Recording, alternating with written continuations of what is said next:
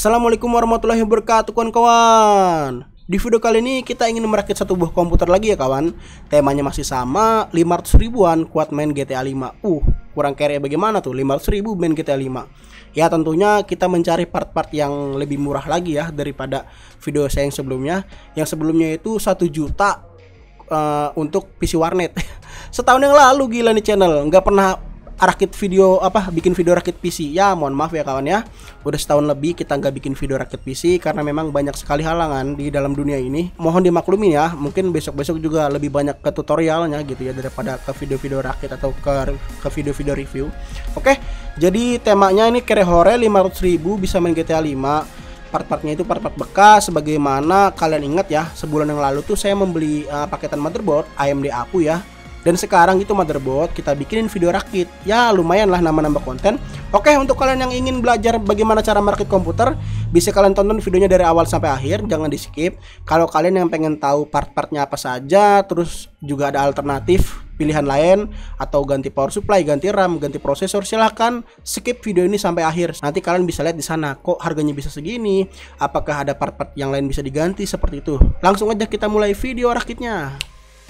Adapun bahan-bahannya atau part-partnya bisa kita lihat di sini. Kita mempunyai sebuah motherboard FM2 Plus ya, GB.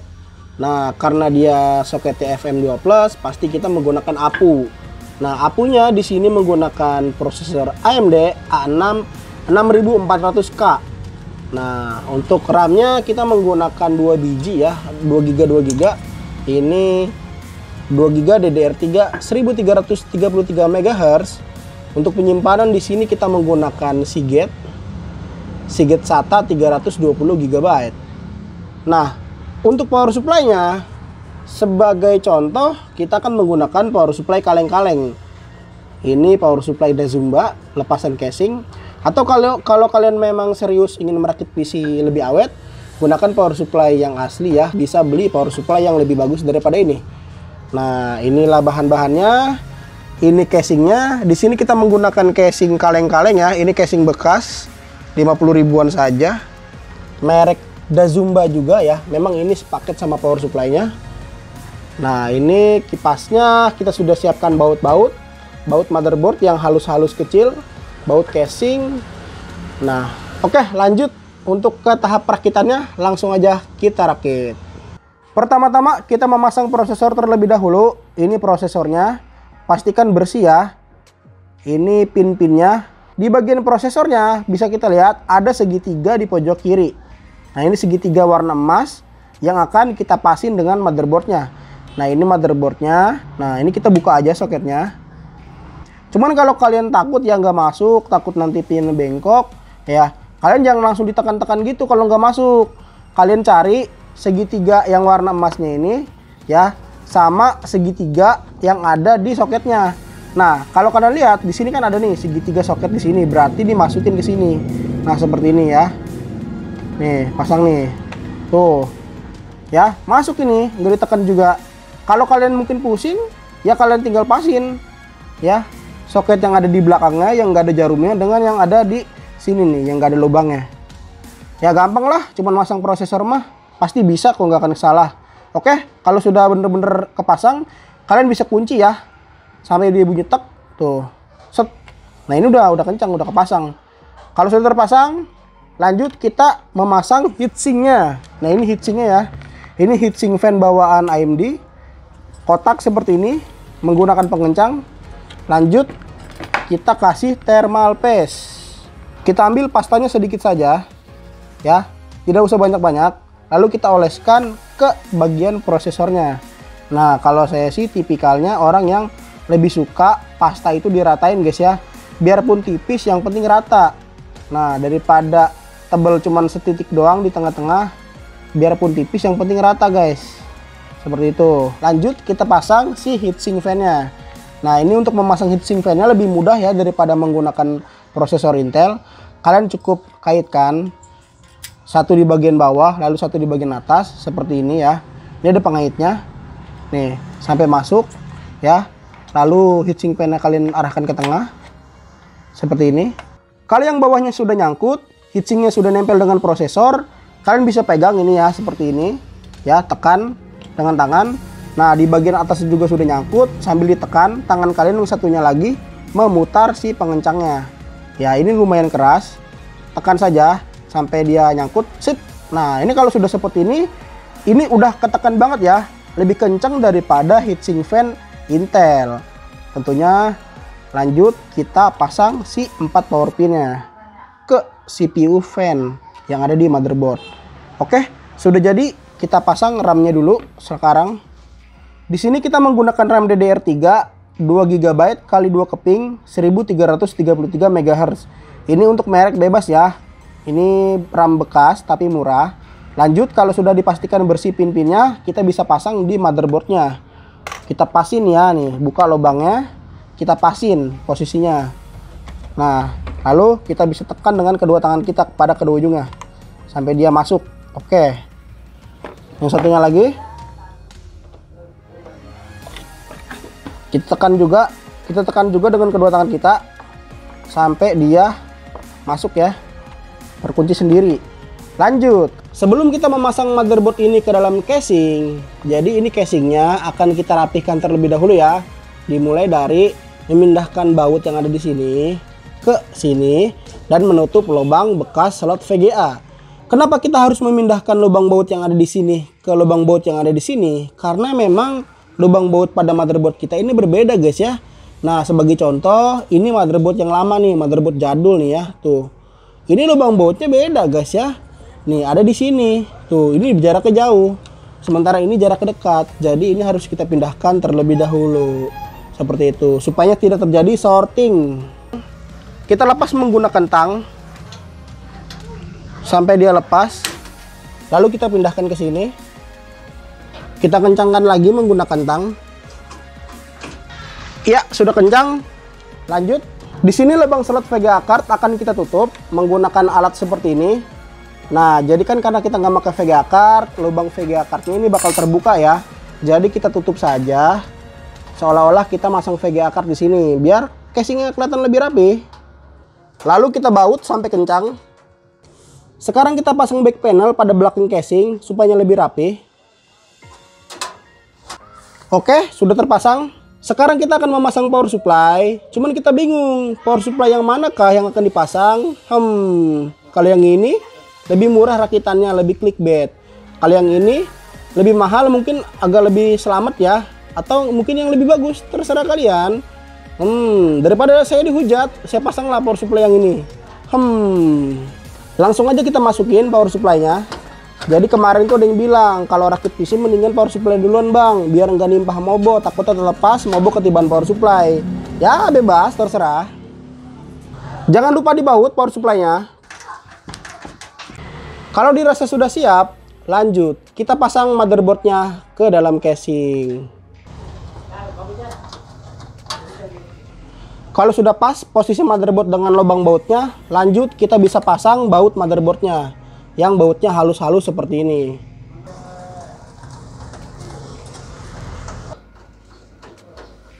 Oke, motherboard sudah terpasang. Lanjut kita memasang kabel-kabel guys. Nah, ini kabel-kabel ya, banyak sekali. Pertama kita pasang kabel 24 pin untuk motherboard. Pasangnya tangan 2 ya, jangan tangan 1 biar nggak patah motherboardnya. Lalu 4 power pin untuk prosesor di bagian kiri atas motherboard. Ini kita belah 2 ya. Nah, kalau sudah kita pasang.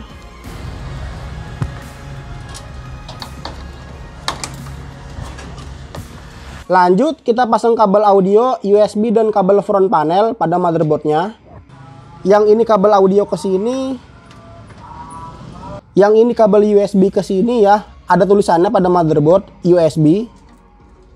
Nah, yang ini front panel nih, yang acak-acak nih. Untuk memasang kabel front panel, usahakan yang warna putih itu ada pada bagian kanan. Di sini kan ada contoh nih, tulisan SPEAK, ya kan, power LED, HDD LED, power restart.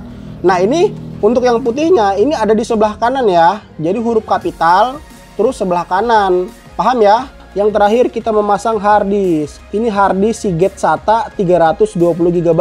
Kita pasang di bagian bawah casing. Kita masukkan seperti ini, lalu kita baut ya pada kedua lubang bautnya ini. Oke, tinggal kita pasang kabel SATA-nya sama kabel power SATA-nya. Nah, ini kan ada Molex nih, Molex, SATA. Nah, yang kepake cuma satu ya guys ya. Kepala kabel yang pertama kita colokin pada slot SATA pertama pada motherboard. Nah, ini kan ada 4 slot ya. Kita pilih slot yang paling pinggir, yang slot 1. Nah, kepala SATA-nya lagi kita colokin ke harddisknya. Untuk power pin-nya kita taruh di sini ya. Kita ambil satu nih. Untuk SATA-nya kita colokin saja. Oh ya guys, ada yang lupa, speaker buzzernya belum kita colokin. Ini kita colokin ya di bagian front panel paling atas. Biasanya tulisannya Speak. Nah, untuk warnanya mau di kiri merah atau di kiri hitam sama saja, dia bakal tetap bunyi ya. Oke. Untuk sisa kabel yang tidak terpakai, ini sudah kita kumpulkan ya dan sudah kita ikat ke dekat harddisk. Jadi biar agak rapihan sedikit. Kalau kalian mau merapikan silahkan rapikan, tapi menurut saya untuk di bagian kabel SATA-nya sisakan satu ya, supaya nanti kalau kalian ingin melakukan backup restore atau cloning harddisk partisi, kalian nggak usah ngebongkar-bongkar bagian belakang casing lagi. Tinggal kalian keluarkan ya sisa kabel SATA-nya dan bisa menggunakan 2 buah harddisk seperti itu. Juga di sini ada DVD room ya. Ini DVD room gratisan dari si mamangnya, bawaan casing. Zaman sekarang udah flash disk semua. Dalamnya seperti ini. Ini body casingnya seperti ini ya. Ini masih mulus banget loh, karena mungkin apa PC bekas kantor warna atau gimana ya. Casingnya masih mulus, cuma 50 ribuan. Lihat belakangnya seperti ini. Udah jadi, tinggal kita tutup aja ya.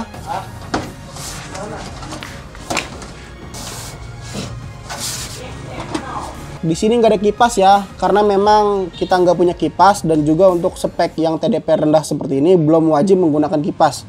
Kalau sudah ada VGA apalagi power pin, wajib menggunakan kipas minimal 2 ya untuk masuk dan keluar. Oke lah, komputernya sudah jadi, akan kita nyalain komputernya. Habis itu kita akan install Windows dan beberapa game. Oh ya guys, untuk install Windows, install driver, aplikasi dasar sudah ada ya di video sebelumnya tanpa harus saya tutorialin lagi. Dan untuk komputer ini digunakan Office untuk ngedit-ngedit foto, ini sangat lancar sekali. Jadi di sini kita hanya untuk mengetes game, game online dan beberapa game offline. Kalau mau lihat performanya komputer ini untuk bermain game, silahkan dilihat seperti ini performanya. Kita tes untuk bermain point blank, resolusi 1024x768, refresh rate-nya 75 Hz, dan FPS-nya custom tanpa di limit. Untuk settingan grafiknya semua very low mentok kiri, kecuali di bagian bullet trace-nya on dan teksturnya medium. Nah, untuk di bagian Windows modenya kita kasih full screen. Lanjut, sekarang kita tes di Burning Hall. Kondisi kita banyak smoke, kondisi banyak smoke. FPS-nya masih playable sekali. FPS-nya lihat, FPS-nya.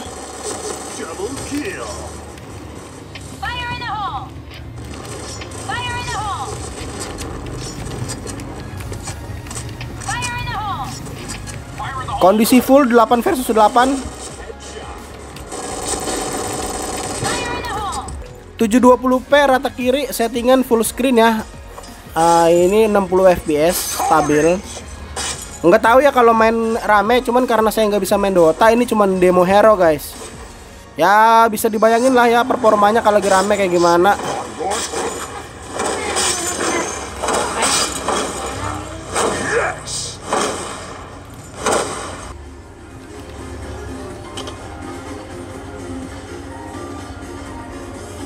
Ada orang di atas rumah guys, FPS-nya turun ya 30-40. Aduh. Mati lu, kenok lu. 40 FPS guys, aduh.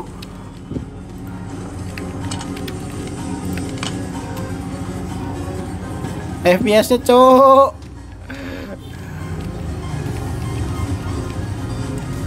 Lanjut aktivitas dulu.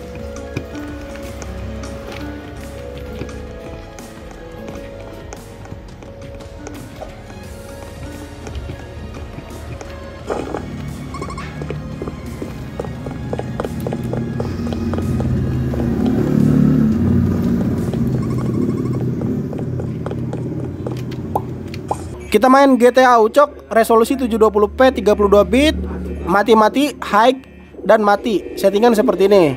Kalau nggak lagi perang FPS-nya 50-60-an ya, seperti ini. Ini kalau lagi stabil nih.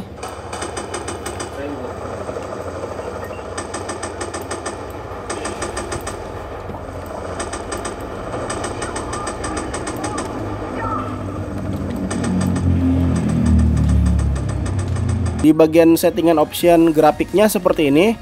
Ini sudah very low semua ya. Di bagian advance semua very low. Oke, lanjut. Sekarang kita akan benchmark guys, berapa FPS-nya. FPS-nya rata-rata di 50 ya. Ini 50 FPS-an ya. Yang terakhir kita mengetes game GTA 5. Bisa kalian lihat ya, FPS-nya naik turun, kadang dari 25 sampai 35. Ya, mungkin rata-ratanya di 30 FPS ya. Kondisi seperti ini, kalau rame mungkin lebih drop lagi. Bisalah untuk bermain GTA 5.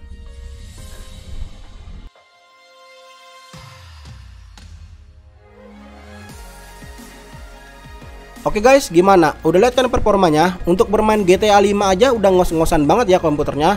Tapi untuk bermain game Tomb Raider, game online warnet kayak Point Blank dan Dota, ini udah sangat lancar. Ya, namanya juga komputer tanpa VGA, otomatis VRAM-nya ngambil dari si RAM motherboard ya. Nah, kalau kalian memang serius untuk merakit ini komputer yang lebih lancar, gantilah prosesor dengan yang lebih bagus. RAM-nya ganti juga yang menggunakan 4x2 GB ya. 4 GB kali 2 gitu ya, dengan speed yang lebih kencang. Dan juga kalian tambahkan SSD dan harddisk yang lebih besar. Dan ini harganya nggak beda jauh ya. Ya nambah 1 juta lah ya kalau memang kalian serius untuk menggunakan APU generasi FM2 Plus. Atau kalian duitnya banyak, gunakan APU yang versi terbaru seperti AM4 ya. 2200G dan 2400G tuh. Kalau 2200G ini udah istilahnya sejuta umat lah ya, orang banyak yang pakai. Atau kalau kalian memang udahlah yang penting murah, silakan ikutin rakitan ini gitu ya. Lumayan buat main PB Dota udah lancar banget gitu ya. Nah, untuk harga-harganya kalian bisa lihat sendiri di sini ya. Ini murah-murah sekali. Nanti akan kita ajak juga ya ke toko online. Untuk di bagian motherboard dan prosesor, ini kalian bakal kesulitan ya untuk mencari harga yang sama. Kenapa? Karena saya ini membeli harga motherboard dan prosesor murah seperti ini dari penjual yang untuk dijual lagi. Jadi kalau kalian cari di toko online, harga segini nggak akan dapat ya kawan ya. Ya bisa-bisa harga beda 200.000 ya kalau di toko online. Oke, untuk yang pertama kita akan cari ya seperti RAM, harddisk, power supply di toko online. Untuk RAM kita dapat yang 50.000 ya, karena memang harga rata-ratanya ini sekitar 80 ribuan. Jadi pandai-pandainya kalian ya untuk mencari harga yang murah-murah. Untuk harddisk kita beli yang 320 GB ya. Untuk harga kalian bisa cari-cari sendiri mana yang paling murah. Sebagai contoh di sini langganan saya sekarang jualnya 115.000. Nah, dulu ini saya membeli cuman seharga 85.000 aja. Jadi terserah kalian ya, cari harga yang paling murah aja gitu. Untuk power supply di sini kita menggunakan power supply kaleng-kaleng 26.000 doang ya. Nah, ini cuman buat bercandaan kawan ya, untuk clickbait doang gitu. Ngikutin sih kudet channel ya, 500 ribuan gitu kan. Ya pakai power supply kaleng-kaleng lah 500 ribu gitu kan. Jadi kalau kalian ada duit lebih ya usahakan menggunakan power supply yang bagus. Jangan pakai power supply yang jelek. Ini bahaya ya untuk kedepannya. Nih sebagai contoh di sini yang murah itu Aerocool ya. Aerocool tuh masih ada yang di bawah 500 ribu, udah 80 plus. Ya kalau kalian ada duit lebih ya beli yang merek bagus ya. Karena memang Aerocool juga terdengar ada isu-isunya ya. Seperti itulah, saya nggak merekomendasikan kalian menggunakan power supply yang kaleng-kaleng lah. Menggunakan power supply 80 plus sudah paling mantul ya. Yang terakhir, rekomendasi dari saya, kalau kalian emang bener-bener pengen menggunakan prosesor APU ya, dengan motherboard yang tadi, gantilah prosesornya. Prosesor pakai yang APU A8 7600. Ini lebih recommended ya, lebih kencang performanya daripada prosesor yang tadi. Harganya juga beda-beda dikit ya. Nah, ini cuma 550 ribuan. Kalian bisa cari yang harganya lebih murah. Banyak kok, atau yang sepaket dengan motherboardnya itu jauh lebih murah hitungannya gitu ya. Dan untuk penyimpanannya menggunakan harddisk 500 GB atau 1 TB lebih recommended ya, buat nyimpan game atau data-data penting. Atau untuk di bagian Windowsnya pakailah SSD biar loadingnya lebih kencang ya. Ini SSD juga murah sekali, cuma 200 ribuan, harddisk 160 ribuan ya.